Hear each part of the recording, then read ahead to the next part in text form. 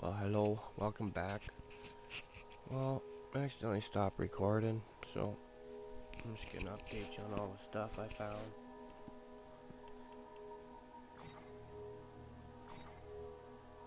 We got a collectible pressed flower. I think it was the daffodil. Self-love. The ancients attributed the origin of this flower to the metamorphosis of a beautiful youth named Narcissus, who, having slighted the love of the nymph Echo, became enamored of his own image, which he beheld in a fountain, and pined to death in consequence. I'm not sure if let's go.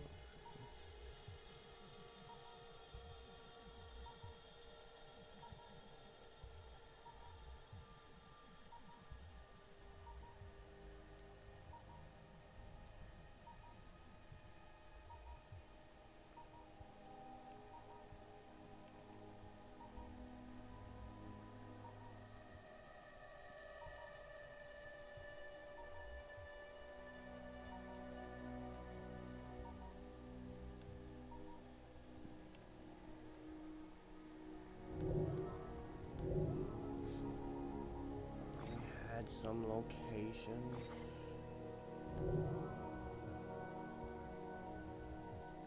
Westminster. We had Dover House. Since 1885, this mansion has been the home of the Scotland Office, a government department under the umbrella of the Department of Justice, dedicated to the needs of the Scottish people, which is mainly whiskey and umbrellas.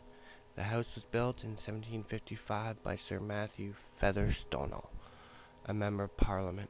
Featherstone died in 1774, possibly from a lifelong illness called having to constantly keep spelling out my name for people fatigue, and his widow sold the property to Prince Frederick, Duke of York, in Albany 13 years later. The prince renovated the mansion, giving the mansion its signature portico and circular hall, before trading the property for Lord Melbourne's home in Piccadilly in 1792. The mansion, which was then known as Melbourne House, wasn't given the name Dover House until 1831, when George James Welbore, Edgar Ellis, another sufferer of name-spelling fatigue, who had just purchased the mansion the previous year, was given the much easier title Baron Dover.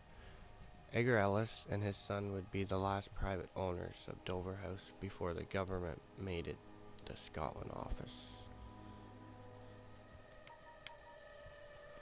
Then we had Richmond Terrace. The 8 houses, long since demolished, that made up Richmond Terrace were built in 1822 by George Harrison, the architect, not the Liverpudlian sitar enthusiast. They were opulent, Greek-influenced homes designed to attract only the elite of London homeowners. All 8 homes were bought and occupied by 1825. One of the first 8 homeowners, former Secretary of State William Huskisson, achieved some unfortunate fame as the first widely publicized case of death from being hit by a train in 1830. At least he was first. Imagine being the second. Another homeowner, Sir Robert Farquhar, was a member of Parliament who served as the governor of Mauritius. The 8th house was purchased by the General Board of Health in 1850 and became their main office.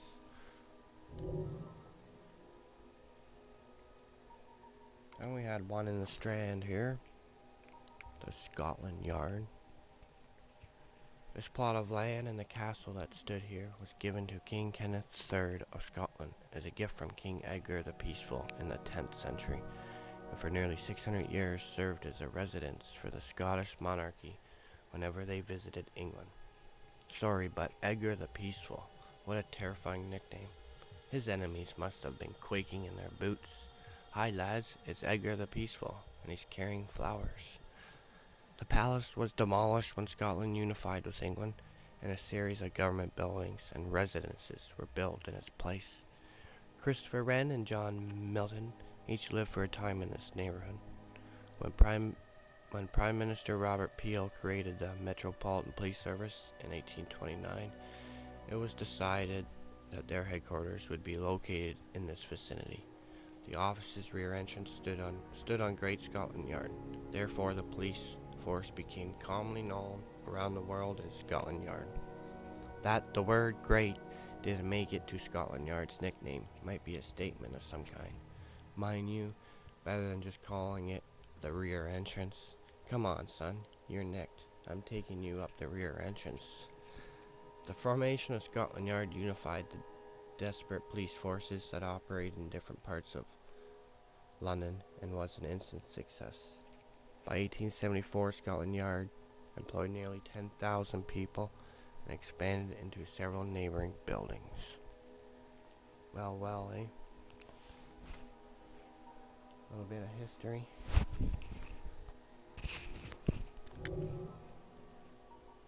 Yeah, I think that's it.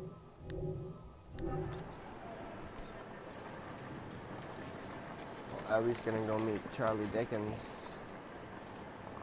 Something about hell, bells, ghosts.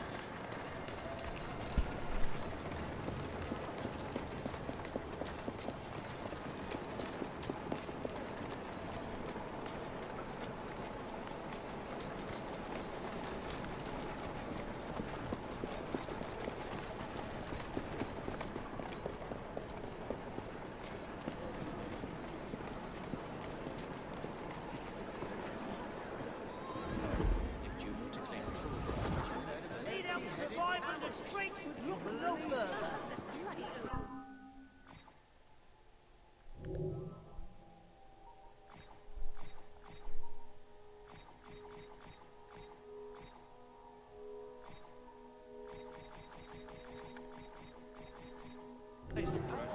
Please make sure to come again.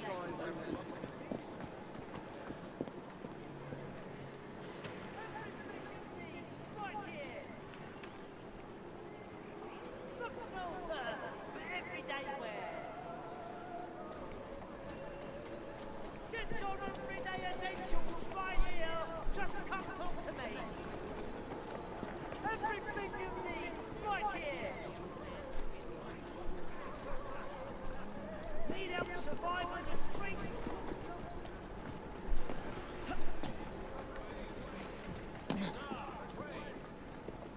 Whoa. He likes to hide, this guy.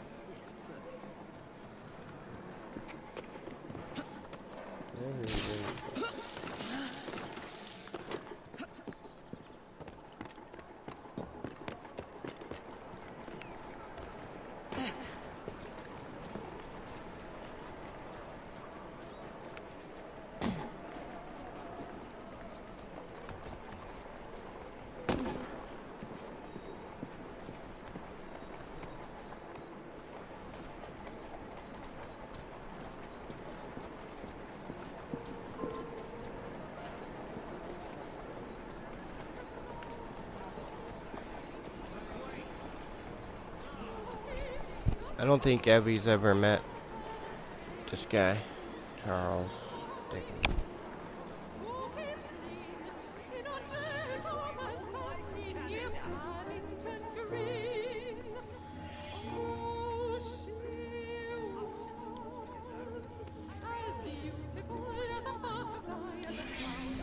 There's been a spate of rather intriguing thefts about town recently. Robberies in London are hardly supernatural events. They look like common robberies at first, but these perpetrators have all claimed to have been under the influence of some supernatural power. I'm not so foolish as to forget that criminals will spin any yarn to avoid the law. However, these thieves all proffer the same defense. They say they were being controlled by a demon. Will you make some inquiries? One of our demon-possessed mobsmen is being held behind bars at this very moment. You may want to begin your search there.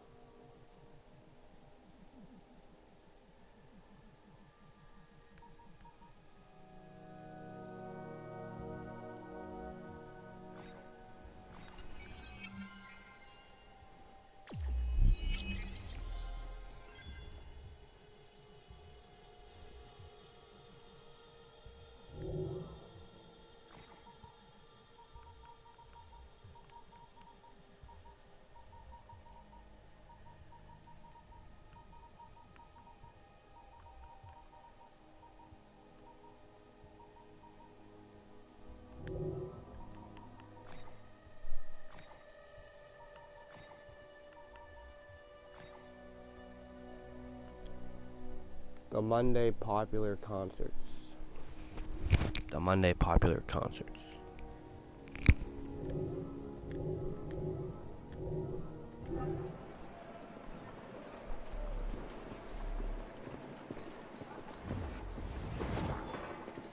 Why, if it I isn't... cannot stay.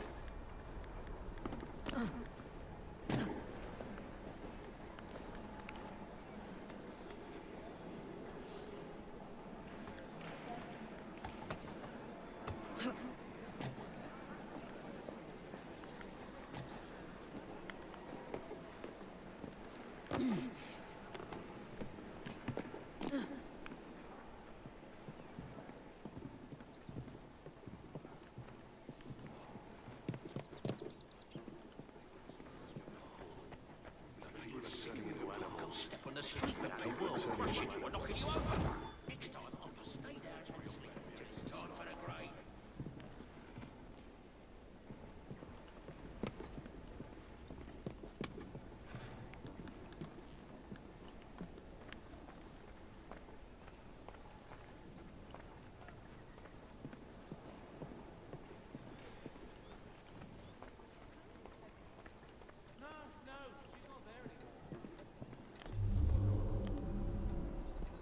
Congratulations. How wonderful! I think I'll take to Father and duck to water. Good Lord, stop! Steve! Both have bad names, We're proud of but our they're good names. English names. Thank you. But Helga wants the child to have a German name. It's really as simple as that. Shouldn't you be at home?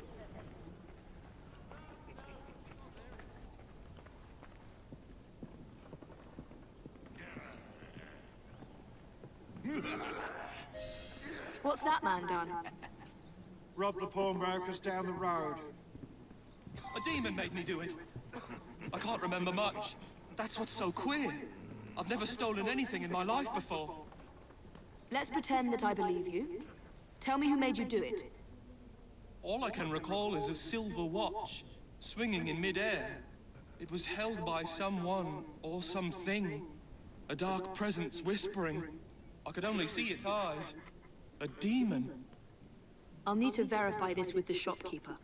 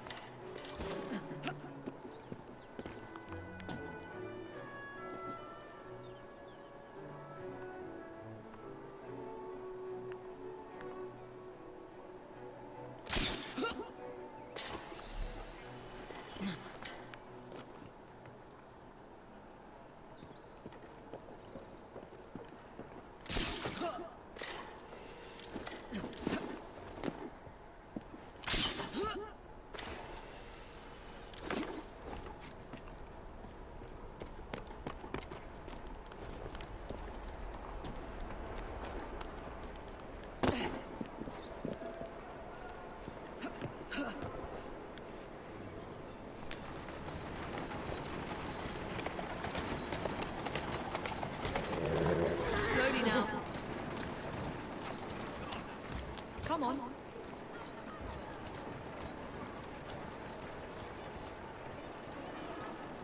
Huh.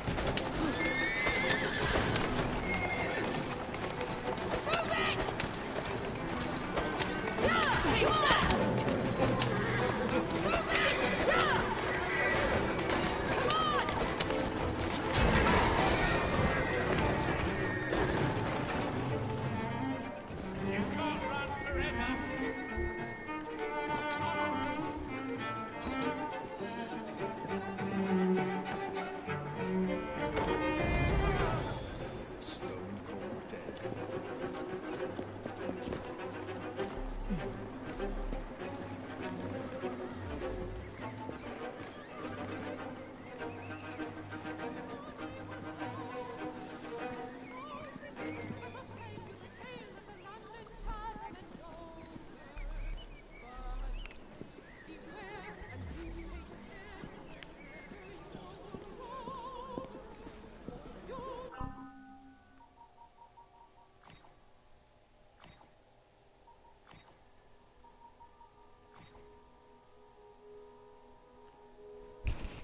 Leicester Square. Leicester Square and the adjoining Leicester House were once the property of Robert Sidney, the Earl of Leicester, who purchased the land from the government in the 1630s. The public didn't take kindly to once public land being walled off and used exclusively by the rich, so King Charles II responded to the outcry by making the field public once again. Many duels were held in Leicester Square in the 17th and 18th centuries.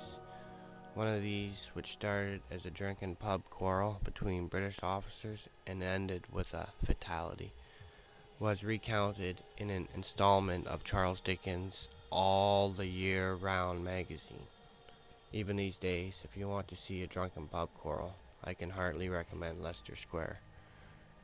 As the land was developed and made into a public square, it became a popular location for entertainment.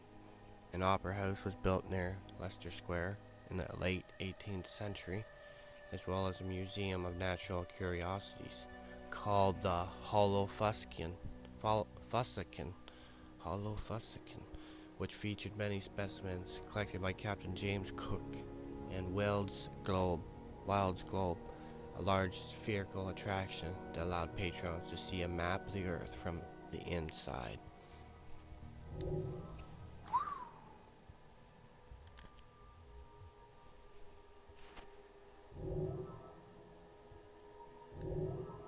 We've got to collectible too, and this is Love in a Mist, Devil in a Bush. Nigella damascena may be propagated by sowing their seeds upon a bed of light earth, where they are to remain, for they seldom succeed well if transplanted. Therefore, in order to have them intermixed among other annual flowers in the borders of the flower garden, the seeds should be sown in patches at proper distances, and when the plants come up, they must be thinned where they grow too close, leaving but 3 or 4 of them in each patch, observing also to keep them clear from weeds, which is all the culture they require. In July they will produce their flowers, and their seeds will ripen in August. The Botanical Magazine, Volume 1. That's it for this video. See you later.